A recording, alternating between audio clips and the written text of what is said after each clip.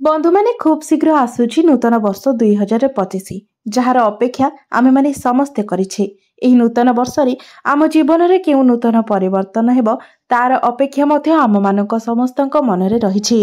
आजिर एही भिडियो रे आमे माने जानिबा आसीबाकु जाउथिबा 2025 मसियाटी अर्थात आसीबाकु जाउथिबा नूतन वर्षटी मिथुन राशि रो व्यक्ति विशेष मानक पई किपरि रहिबो। ग्रह मानकर गोचर स्थिति आपण मानकु केउ प्रकार फल प्रदान करिबो। बंधु माने एही 2025 मसिया रे बहुत बड़ बड़ परिवर्तन हेबाकु जाउछि। 4 कोटी बड़ ग्रह निजर राशि परिवर्तन करिबाकु जाउछन्ति। प्रथमे शनिदेव राशि परिवर्तन करिवे, एहा परे राहु एवं केतु राशि परिवर्तन करिवे एवं एहा परे देवगुरु बृहस्पति मध्य राशि परिवर्तन करिवे। बंधु माने शनिदेव प्रति 2.5 वर्ष रे थरे राशि परिवर्तन करिथांती। राहु एवं केतु प्रति 1.5 वर्ष रे निजर राशि परिवर्तन करिथांती एवं देवगुरु बृहस्पति प्रति 1 वर्ष रे निजर राशि परिवर्तन करिथांती। तेबे एही 4 गोटे बड़ ग्रह मानकर परिवर्तन आपणक जीवन उपरे कोन प्रभाव पकाइबो, केउ प्रकार फल आपणकु प्रदान करिबो, से समस्त विषय रे आजिर एही वीडियो रे आमे माने विस्तार रूप रे आलोचना करिबा। आपणकु केउ सबु शुभ परिणाम प्राप्ति हेबो एवं केउ सबु अशुभ फल प्राप्ति हेबो, से सब विषय रे आजिर एही वीडियो रे आमे माने जानिबा। तेबे भिडियोटी रे आगो को बढ़िबा पूर्वरु जदि आपणकर मिथुन राशि होई थाए तेबे भिडियोटी को लाइक करी चैनल टी को सब्सक्राइब करि देबे एवं कमेंट बॉक्स रे भक्ति एवं श्रद्धार सहित जय श्री जगन्नाथ निश्चय लिखिबे। तेबे बंधु माने आसंतो आरंभ करिबा आजिर एही कार्यक्रमटी को जहाकी जन्म राशि एवं चंद्र राशि उपरे आधारित अटे। तेबे आसंतो जानिबा एही वर्ष 2025 टी मिथुन राशि व्यक्ति विशेष मानक पई किपरि रहिबो। बंधु माने राशि चक्र 12 गोटी राशि मध्यरु तृतीय राशि हेउछि मिथुन राशि एवं आपणकर राष्ट्राधिपति हेउछन्ति बुध एवं 2025 मसिहार आरंभ रे बुध आपणकर षष्ठ भाव रे रहिबे।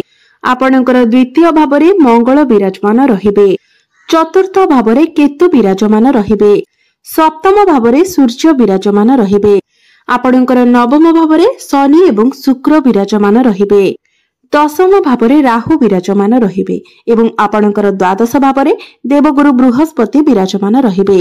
तो एहा होछि जनवरी 2025 रो ग्रह मानकर अवस्थिति। एहा परे 30 मार्च को शनिदेव आपणकर भाग्य भावरु बाहरी आपणकर कर्म भाव अर्थात आपणकर क्यारियर भाव को चलन करिवे, अर्थात मीन राशि को चलन करिवे।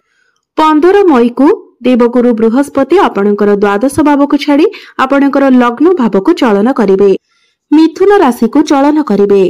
18 मई को राहु आपणकर मीन राशि को छाड़ी अर्थात आपणकर क्यारियर भाव को छाड़ी आपणकर भाग्य भाव को चलन करिवे एवं केतु सिंह राशि को चलन करिवे अर्थात आपणकर तृतीय भाव को चलन करिवे। तो सर्वप्रथमे आसंतु जानिबा देवगुरु बृहस्पतिंकर चलन आपणक जीवन रे केउ भली प्रभाव पकाइबो। तेबे 15 मई को देवगुरु बृहस्पति आपणकर राशि को चलन करिवे। पूरा 12 वर्ष परे गुरु आपणकर प्रथम भाव को चलन करिवे। तो 15 मई परर समय आपणक पई बहुत शुभमय रहिछि। मात्र 15 मई पूर्वरु देवगुरु बृहस्पति आपणकर द्वादश भाव रे रहिबे। तो एही समय अवधि मध्यरे आपणकर स्वास्थ्य को नेकी वैवाहिक जीवन को नेकी किछि समस्या देखा देई पारे। एहा सहित आपणकर क्यारियर रे मध्य किछि समस्या देखा देई पारे। आपण माने निश्चय अनुभव करिथिबे जे पूर्व 1 वर्ष भितरे आपणकर निश्चित भाव रे अधिक खर्च होइछि। हठात करी आपणकर किछि बड़ खर्च होइथिबो, वैवाहिक जीवन रे समस्या सृष्टि होइथिबो, आपणकर क्यारियर रे मध्य समस्या देखा देइथिबो कारण गुरु आपणकर द्वादश भाव रे अछंती। द्वादश भावटी को कुंडली रे अशुभ बोली माना जायथाय। आपण एही समय रे कोनोसी नुवा नुवा लोकंक सहित निश्चय मिसिथिबे, चिन्ह परिचित मध्ये होइथिबे। एठारे गुरु बसी आपणको बहुत अधिक ट्रैवल कराइथिबे, आपण विदेश यात्रा मध्ये करिथिबे एवं 15 मई पूर्वरु आपणकर वैवाहिक जीवन रे ताळमेळ रे टिके कम देखा देई पारे।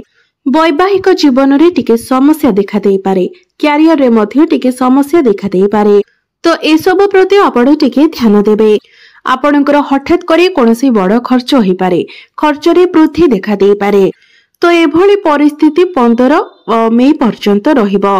मात्र 15 मे परे गुरु जेतेबेले आपणकर प्रथम भाव को चलन करिवे, आपणकर लग्न भाव को चलन करिवे एवं पूरा वर्ष आपणकर लग्न भाव रे ही रहिबे। गुरु आपणकर पंचम भाव, सप्तम भाव एवं नवम भाव को देखिबे।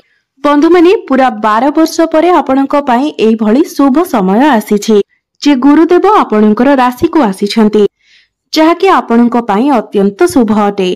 गुरु आपणकर प्रथम भाव रे बसी आपणकर ज्ञान को बढ़ाइबे, आपणकर मैच्योरिटी लेवल को बढ़ाइबे, आपण सामाजिक कार्यकलाप रे मन देबे, आपण धार्मिक पथरे अग्रसर हेबे, धार्मिक कार्य रे आपणकर मन बळिबो एवं कोनोसी धार्मिक स्थान को मध्य आपण यात्रा करि पारंती।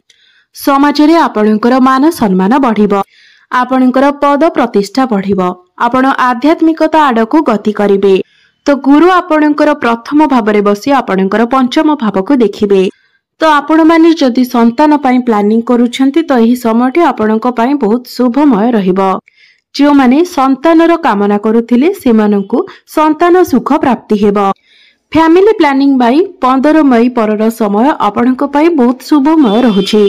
आपणकर प्रेम जीवन पई मध्य बहुत भल समय अटे। आपणकर प्रेम जीवन रे पूर्वरु जहाबे किछि समस्या थिला, एही 15 मई परे आपणकर सब समस्या दूर होई जिवो। आपणकर प्रेम जीवन रे आपणक मध्य रे भल पाइबा बढ़िबो, आपणक मध्य रे अंडरस्टैंडिंग बढ़िबो। पंचम भावटी शिक्षार भाव मध्य होई थाए, तो विद्यार्थी मानक पई मध्य 15 मई परर समय बहुत भल रहुछि। शिक्षा क्षेत्र रे आपण बहुत अधिक उन्नति करिवे, आपण उच्च शिक्षा करि पारंती, कोनोसी नूतन स्थान रे आपण एडमिशन नै पारंती। शिक्षा क्षेत्र रे आपणकर ज्ञान बढ़िबो, बुद्धि बढ़िबो, ज्ञान एवं बुद्धि बल रे आपण शिक्षा क्षेत्र रे बहुत अधिक सफलता लाभ करिवे। 15 मई परे जदि आपणकर कोनोसी एग्जाम रहिछि तो निश्चित भाव रे सेथिरे आपण उत्तीर्ण हेबे। गुरु आपणकर प्रथम भाव रे रही आपणकर सप्तम भाव को देखिबे। सप्तम भावटी आपणकर वैवाहिक जीवनर भाव होइथाय, जीवन साथीर भाव होइथाय एवं पार्टनरशिप रो भाव होइथाय। आपणकर डेली इनकम रो मध्य भाव होइथाय। तो जदि आपण माने पार्टनरशिप रे बिजनेस करूछंती तो 15 मई परर समय आपणक पई बहुत भल रहिबो। किबा आपण जदि पार्टनरशिप रे बिजनेस स्टार्ट करिबा पई चाहुछंती तो 15 मई परे कले ही आपणक पई भल रहिबो।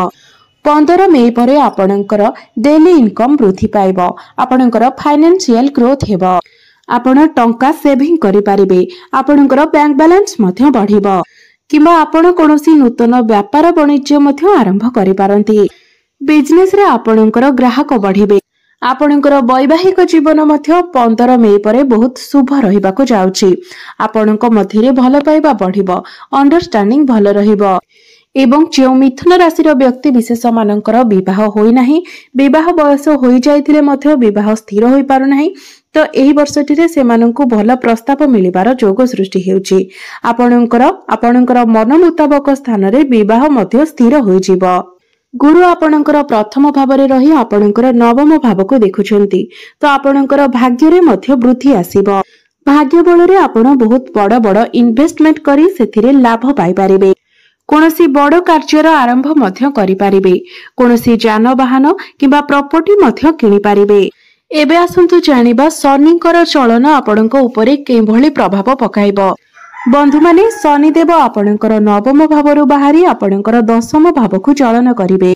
तो 30 मार्च को शनिदेव जेतेबेले आपणकर क्यारियर भाव को चलन करिवे, तो जेतेबेले शनिदेव आपणकर क्यारियर भाव को चलन करिवे सेतेबेले आपणकर क्यारियर रे उन्नति आसीबो।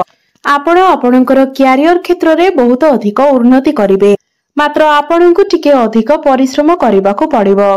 आपण जदि परिश्रम करंती तो निश्चित रूप से आपनको सफलता मिलिबो, कारण आपण माने जानती शनिदेव हेउछंती कर्मर कारक ग्रह। तो आपनको शनिदेव जेहेतु आपणकर क्यारियर भाव रे विराजमान अछंती, तो शनि निश्चित भाव रे आपनको परिश्रम कराइबे। 30 मार्च ठारू आगामी 2.5 वर्ष पर्यंत शनि आपणकर नवम दशम भाव रे ही रहिबे। तो आपणकर क्यारियर रे बहुत बड़ परिवर्तन आसीबार अछि। क्यारियर रे आपण बहुत अधिक उच्च स्थान को जाई पारंती। क्यारियर को नेकी एही समय आपण बहुत अधिक व्यस्त रही पारंती। आपणक पाखको बहुत गुडी काम मध्य आसी पारे। आपणक उपरे कार्यभार बढ़ी पारे। मात्र प्रत्येक कार्यगुड़िक आपण बहुत सुचारू रूप से करें। आपण को उपर ऑफिसर सपोर्ट मिलिबो एवं जो व्यक्ति विशेष माने चाकरीर अपेक्षा थिले सेमानंको एही वर्ष चाकरी मिलिबार मध्य बहुत अधिक संभावना रहुछि।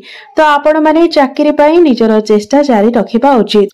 आपणको गोटे स्थायी चाकरी मध्य मिली पारे। कोनोसी एमएमसी कंपनी रो मध्य आपणको चाकरी रो ऑफर आसी पारे एवं आपण आपणकर कैरियर को नेकी विदेश यात्रा मध्य करि पारंती। इंपोर्ट एक्सपोर्ट रो कार्य करुथिबा व्यक्ति माननको बहुत अधिक सफलता मिलिबो। कंस्ट्रक्शन रो काम, तेलर काम, लुहा जातीय कोनोसी जिनिसर काम, टेक्निकल क्षेत्र रे किंबा इंजीनियरिंग लाइन में काम करुथिबा व्यक्ति माननको बहुत अधिक सफलता मिलिबो। आपण एही समय रे नुआ नुआ कार्य रे मध्य हाथ देई पारंती। आपणक पाखको नुआ नुआ काम मध्य आसी पारे। तेबे एबे आसंतु जानिबा राहु एवं केतु राशि परिवर्तन करी आपणको केउ भली फल प्रदान करिवे। 18 मई को राहु आपणकर कर्म भावरु बाहरी आपणकर भाग्य स्थान को चलन करिवे एवं केतु आपणकर चतुर्थ भावरु बाहरी आपणकर तृतीय भाव को चलन करिवे। तो 18 मई पर्यंत राहु आपणकर कैरियर भावरे बसी आपणको बहुत चालाक चतुर बनाउछंती। आपणकर माइंड को मध्य शार्प बनाउछंती। बंधु माने 18 मई रु नहीं पूर्व 1.5 वर्ष भितरे राहु आपणकर कैरियर भावरे रही किछि ना किछि परिवर्तन निश्चित रूप रे आनिथिबे। आपणक पखको नुआ नुआ काम आसी थाई पारे। आपणकर नुआ नुआ लोकंक सहित भेट होई थाई पारे। आपणक कैरियर क्षेत्र रे आपणको आकस्मिक लाभ मध्य प्राप्ति होई थाई पारे। आपण समस्त कार्य को बहुत चालाक एवं चतुर भावरे करि पारिथिबे। टेक्निकल क्षेत्र रे आपण बहुत अधिक उच्च स्तर को जाइथिबे। आपणकर काम करिवार शैली रे किछि ना किछि परिवर्तन निश्चित भावरे आसीथिबो। मात्र 18 मई को राहु जेतेबेले आपणकर भाग्य भाव को चलन करिवे, आपणकर नवम भाव को चलन करिवे। शास्त्र रे कुहा जाइछि जे राहु जेतेबेले नवम भावरे विराजमान थांती तो एहाको पितृदोष माना जाय थाए। तो 18 मई पर आपण निज पितांक सहित संपर्क भल रखिबा पाई चेष्टा करंतु, कारण एही समय आपणकर पितांक सहित आर्गुमेंट हेबा भली परिस्थिति आसी पारे। निज पितांको आपण अपमान देला भली कोनोसी कथावार्ता करंतु नाही। पितांको तरबरिया भावरे आपण कोनोसी डिसिजन नियंतु नाही। राहु आपणकर नवम भाव को आसिले आपणकर पितांक सहित कोनोसी कଳି झगड़ा उत्पन्न कराई थांती। आपणक मध्यरे वैचारिक मतभेद देखा देई थाए। बंधु माने भाग्य स्थान को राहुंकर आसीबा एते भलो बोली विचार करा जाय न थाए। एही समय भाग्य आपणकर पूर्ण मात्रा रे साथ न देई पारे। जेउ कार्य आपणकर 2 दिन रे हबा कथा सेही कार्य पई आपणको 10 दिन मध्य लागि पारे। तो भाग्य स्थान रे राहु बसी राहु आपणकर भाग्य को कमजोर बनाई पारंती। केतु मध्य आपणकर तृतीय भाव को चलन करिवे। तो केतुंकर तृतीय भाव को चलन करिवे आपण एही समय ऑनलाइन क्षेत्र रे किंबा डिजिटल क्षेत्र रे बहुत अधिक एक्टिव रहिबे। एही समय आपण बहुत अधिक धा दौड़ करि पारंती। बहुत ट्रैवल मध्य आपण करि पारंती। मात्र एसबु परे मध्य आपणक मध्यरे असंतुष्टि रहिबो। ऑनलाइन काम को नै आपण असंतुष्ट रहि पारंती। बंधु माने केतु हेउछंती असंतुष्टर ग्रह। आपण ऑनलाइन क्षेत्र रे, डिजिटल क्षेत्र रे, बैंकिंग क्षेत्र रे, मैनेजमेंट क्षेत्र रे, ट्रैवल एंड टूर क्षेत्र रे बहुत अधिक सफलता प्राप्ति करिथिबे। मात्र ता परे मध्य आपणक मनरे असंतुष्टिर भावना रहिबो। एही समय छोट भाई भौणीक सहित मध्य आपणकर संपर्क भल रहि न पारे। तो एथि प्रति आपण टिके ध्यान देबे। तेबे बंधु माने एहा थिला वर्ष 2025 मसिहाटी मिथुन राशिर व्यक्ति विशेष मानक पई किपरि रहिबो। एबे आसंतु जानिबा किछि प्रतिकार विषय रे। जो प्रतिकार गुडिक करबा द्वारा एही वर्ष आसुथिबा अशुभत्व गुडिक आपणकर दूर होई पारिबो। तेबे सर्वप्रथमे आपण बुद्धंकर बीज मंत्रर जप प्रत्येक दिन 108 थर निश्चित भावरे करंतु। एवं राहु जेहेतु आपणकर भाग्य स्थान को आसुचंती तो सेथि पय आपण राहुंकर प्रतिकार स्वरूप प्रत्येक दिन पक्षी मानकु किछि खाद्य खाइबाकू दियंतु, दाना दियंतु एवं पानी पीबाकू दियंतु। एहा सहित प्रत्येक दिन आपण विष्णु सहस्र नामर पाठ करंतु। आपणको शुभत्व प्राप्ति हेबो एवं आसुथिबा समस्या गुडिको मध्य दूर हेबो। तो बंधु माने 2025 मसिहाटी आपणको पई शुभमय एवं मंगलमय रहू। एहा ही ईश्वरଙ୍କ निकटरे मोर प्रार्थना। धन्यवाद।